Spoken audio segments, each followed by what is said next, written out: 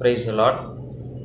இந்த நாளிலே நம்ம இந்த வேத தியானத்தின் பகுதியின் மூலமாய் நாம் சந்தித்துக் கொள்வதிலே நான் மகிழ்ச்சி அடைகிறேன்.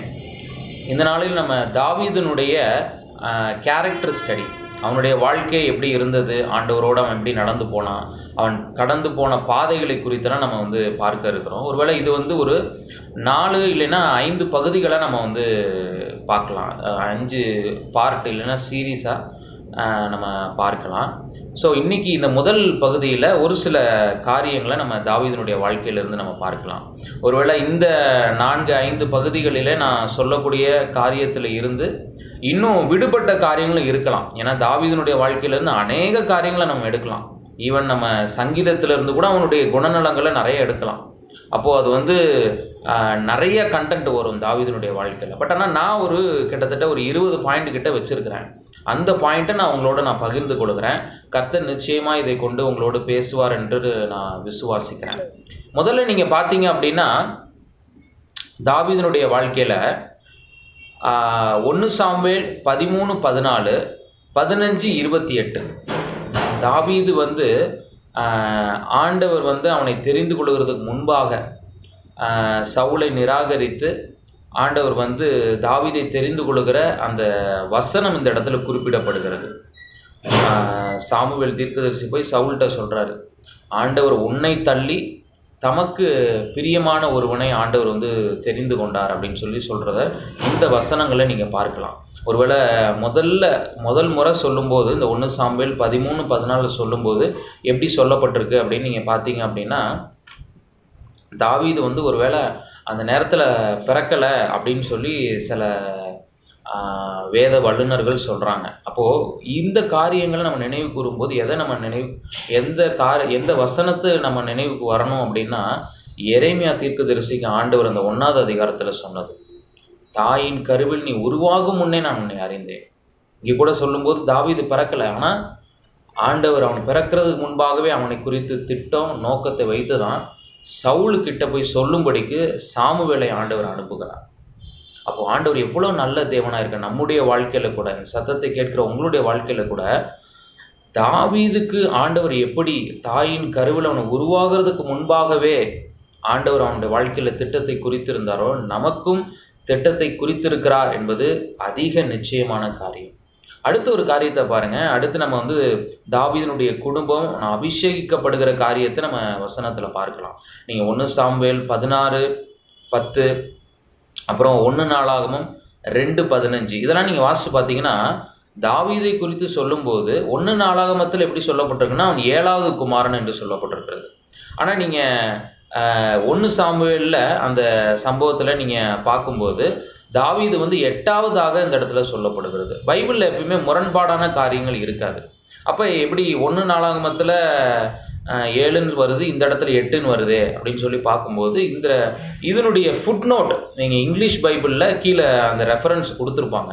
அதில் நம்ம பார்க்கும்போது எப்படி கொடுத்துருக்குறாங்க அப்படின்னா, த கிரானிக்லர் chase 7th perhaps to indicate his favored place in God's purpose. அதாவது எப்படி சொல்லப்படுகிறதுனா, அந்த நாளாகமத்தை எழுதினவங்க ஒருவேளை கர்த்தருடைய பார்வையிலே அவன் ஒரு பரிபூர்ணப்பட்டவன், விசேஷித்தவனால அவனுக்கு 7வதுன்ற அந்த இடத்த அவனுக்கு கொடுத்துருந்துருக்கலாம் அப்படின்னு சொல்லி அந்த இடத்துல அவங்க சொல்கிறத பார்க்கலாம். அதனால் 1 சாமுவேல் படி அந்த அவனுடைய வாழ்க்கை வரலாறு சொல்லப்பட்ட பகுதியின்படி பார்க்கும்போது தாவீது 8வது தான். அதில் எந்த சந்தேகமே நமக்கு கிடையாது. அடுத்து பாருங்க, 1 சாமுவேல் 16-18 நீங்கள் எடுத்து வாசித்து பார்த்தீங்க அப்படின்னா, சவுல் அந்த பகுதியில் அந்த அதிகாரத்தில் பார்த்தீங்கன்னா தேவனால் விடப்பட்ட ஒரு பொல்லாத ஆவியினாலே வாதிக்கப்படுகிறான். அப்போ அவனுக்கு வாசிக்கத்தக்க ஒரு மனிதனை எனக்கு கொண்டு வாங்க அப்படின்னு சொல்லி அந்த சம்பவத்தை நம்ம அறிந்திருக்கிறோம். அப்போ அந்த இடத்துல இந்த தாவீதை குறித்து இன்னும் தாவீது சவுலுக்கு முன்னாடியே நிற்கலை. தாவீதுனா யாருன்னு சவுலுக்கு தெரியாது. அப்படிப்பட்ட நேரத்தில் சவுலினுடைய ஒரு வேலைக்காரன் சொல்கிறான், எனக்கு ஒருத்தனை தெரியும், நல்லா வாசிப்பான் அப்படின்னு சொல்லி அவனை குறித்து ஒரு வார்த்தையை சொல்கிறத நம்ம பார்க்கலாம். அந்த வார்த்தையை நான் வாசிக்கிறேன். 1 சாமுவேல் 16-18. அப்பொழுது அந்த வேலைக்காரரில் ஒருவன் பிரதியுத்தரமாக, இதோ பெத்லெகேமியனாக ஈசாயின் குமாரன் ஒருவனை கண்டிருக்கிறேன். அவன் வாசிப்பதில் தேறினவன், அவன் பராக்கிரமசாலி, யுத்த வீரன், காரிய சமர்த்தன், சௌந்தரியமுள்ளவன், கர்த்தர் கர்த்தர் அவனோட கூட இருக்கிறார் என்றான். யோசிச்சு பாருங்க, தாவீதுன்றவன் ஒருத்தன் இந்த சீனுக்குள்ளே வரல. அந்த இடத்துல அவனை குறித்து இதுக்கப்புறம் தான் பேசப்பட போகுது. இதுக்கப்புறம் தான் அவன் கோலியாத்து கூட போகிறான், மற்ற காரியங்கள்லாம் வருது. ஆனால் அதற்கு முன்பாகவே ஒரு ராஜாவுக்கு கீழே இருக்கிற ஒரு வேலைக்காரன் அவனை குறித்து சாட்சி சொல்லுகிறான். என்ன சாட்சி சொல்கிறான் அப்படின்னா, அவன் யுத்த வீரன், அவன் பராக்கிரமசாலி, கர்த்தர் அவனோட இருக்கிறார். இன்னைக்கு நம்மளை பார்க்கிறவர்கள் அப்படி சொல்ல முடியுமா? நம்மளை ஒரு ஒரு 2வது சர்க்கிள் 3வது சர்க்கிள் தாண்டி இருக்கிறவங்க நம்மளை பார்க்கும்போது இந்த இடத்துல அவன் சொல்கிறான் பாருங்க, எனக்கு அவனை நல்ல பழக்கம் அப்படி சொல்லலை. அவன் என்ன சொல்கிறான் அப்படின்னா, ஒருத்தனை நான் பார்த்துருக்கிறேன். அப்போ நம்மளை பார்க்கும்போது மற்றவங்களுக்கு எப்படி தெரியுது? ஆண்டவருடைய பிரசன்னத்தை அவங்களால உணர முடிகிறதா? ஆண்டவர் நம்மளோடு இருக்கிறாரு அப்படின்னு சொல்லி அவங்களால சொல்ல முடியுமா? எப்படிப்பட்ட ஒரு வாழ்க்கையை அவன் வாழ்ந்திருக்கிறான் பாருங்க. வாலிபனாக இருக்கும்போதே, தன் நாடுகளை மேய்த்து கொண்டு இருக்கும்போதே அப்படியே ஆண்டவரை துதித்து பாடி அந்த பிரசன்னத்திலே அவன் இருக்கிறான். அதனால அவனை பார்க்கும்போது எப்படி இவன் சொல்றான் அப்படின்னா, கர்த்தர் அவனோட கூட இருக்கிறான். எவ்வளவு சாட்சியுள்ள ஒரு வாழ்க்கை பார்த்தீங்களா? நம்முடைய வாழ்க்கையை கூட நாம் நிதானித்து பார்க்கும்படி நாம் அழைக்கப்படுகிறோம். அடுத்த ஒரு காரியத்தை பாருங்க, தாவீது கோலியாத் இந்த சம்பவத்தை நம்ம அறிஞ்சிருக்கிறோம். அப்போ அந்த இடத்துல பார்த்தீங்க அப்படின்னா, தாவீது நீங்க 17வது அதிகாரத்துல நீங்க வாசிக்கும் போது 3 விசை இந்த கோலியாத்தை கொள்ளுகிறவனுக்கு என்ன வெகுமானம் செய்யப்படும் அப்படின்றத அந்த இடத்துல கேட்டு விசாரிக்கிறத பார்க்குறோம். ஜனக்கூட்டம்லாம் இருக்கிறாங்க, எல்லாம் பயந்து இருக்கிறாங்க. ஆனால் பேசிக்கிறாங்க, இவனை கோலியாத்தை கொள்ளுகிறவனுக்கு இப்படிலாம் செய்யப்படும் அப்படின்னு சொல்லி. அதை 3 முறை அவன் அதை கேட்டு அதை அவன் கன்ஃபார்ம் பண்ணுறதை பார்க்குறான். 25வது வசனத்தில் நீங்கள் பார்க்கலாம், 27வது வசனத்தில் நீங்கள் பார்க்கலாம், 30வது வசனத்தில் நீங்கள் பார்க்கலாம். 1 சாமுவேல் 17வது அதிகாரத்தில். அப்போது 3 முறை அவன் கேட்டு கன்ஃபார்ம் பண்ணதுக்கு அப்புறம் தான் எங்கே போகிறான் அப்படின்னா, சவுலனுடைய சமூகத்துக்கு அவன் அழைத்து செல்லப்படுகிறத நீங்கள் பார்க்கலாம். ஒருவேளை ஏன் 3 முறை கேட்டான், எதனால 3 முறை விசாரித்தான் அப்படின்னு சொல்லி ஒருவேளை நம்ம யோசிக்கலாம். நான் விசுவாசிக்கிறேன், தாவீது ஆண்டவரை அறிந்திருந்ததுனால வேத வசனத்தினுடைய காரியம் அவனுடைய மனதிலே பதிய வைக்கப்பட்டிருந்தது. உபாகமத்தின் புஸ்தகம் 19வது அதிகாரம் 15வது வசனத்தை நீங்கள் வாசித்து பார்த்தீங்க அப்படின்னா, ஒருவன் எந்த அக்கிரமத்தையாவது எந்த பாவத்தையாவது செய்தான் என்று சொல்லப்பட்டால் ஒரே சாட்சியினால் நியாயம் தீர்க்கக்கூடாது, 2-3 சாட்சிகளுடைய வாக்கினாலே காரியம் நிலைவரப்பட வேண்டும்.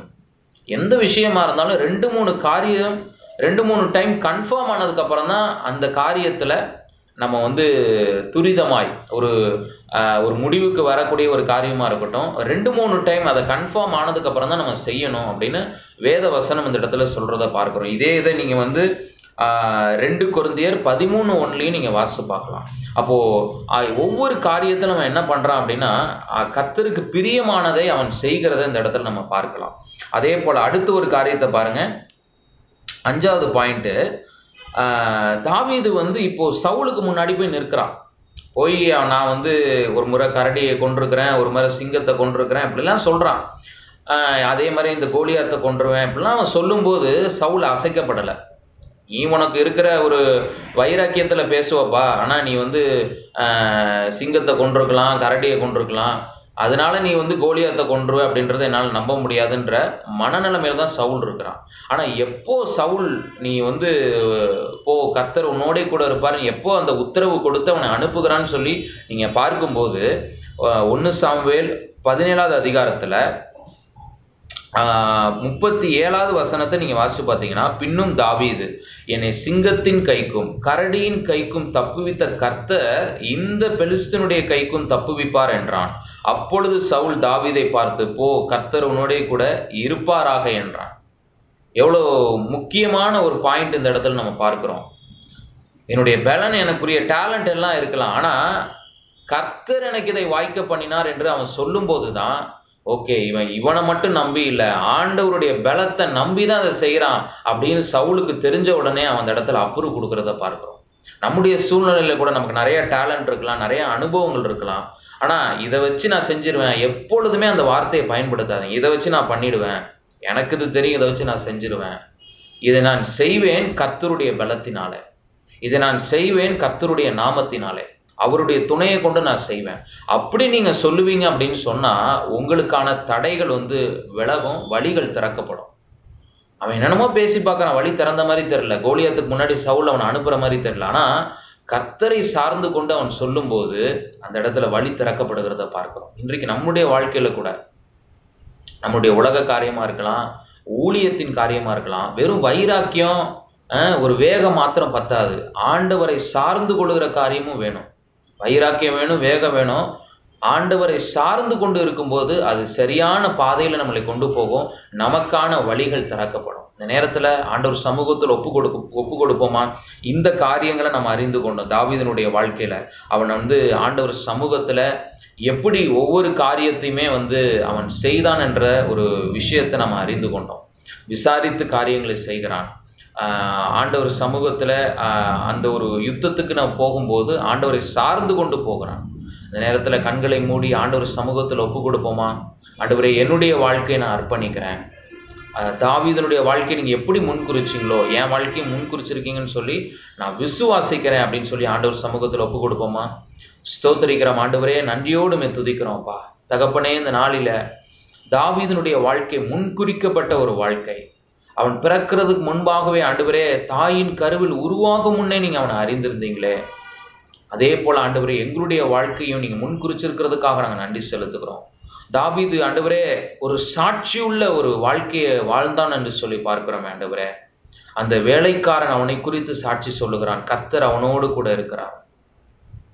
தாவீது உம்மை சார்ந்து கொண்டு தனக்கு இருக்கிற அந்த பலத்தை அவன் பயன்படுத்துகிறத நாங்கள் பார்த்தோமே ஆண்டவரே. எஸ் லார்ட், இந்த நாளில் எங்களை ஒவ்வொருவரையும் நாங்கள் அர்ப்பணிக்கிறோம்ப்பா. எங்கள் சுய புத்தியின் மேல் சாயாமல் முழு இருதயத்தோடு மேல் நம்பிக்கையாக இருக்க கர்த்தர் எங்களுக்கு உதவி செய்யுங்க. காத்துக்கொள்ளுங்க, வழி நடத்துங்க. ஆண்டவர் இயேசுவின் நாமத்தில் ஜெபிக்கிறோம் நல்ல பிதாவே. ஆமேன், ஆமேன். இது உங்களுக்கு பிரயோஜனமாக இருந்ததுன்னா உங்கள் நண்பர்களோட பகிர்ந்து கொள்ளுங்கள். அந்த பெல் ஐக்கானையும் கிளிக் பண்ணிக்கோங்க. சப்ஸ்கிரைப் பண்ணி பெல் ஐக்கான் கிளிக் பண்ணிக்கோங்க. அடுத்து வருகிற அடுத்தடுத்த பார்ட்டு உங்களுக்கு நோட்டிஃபை ஆகும். தேங்க்யூ. God bless you.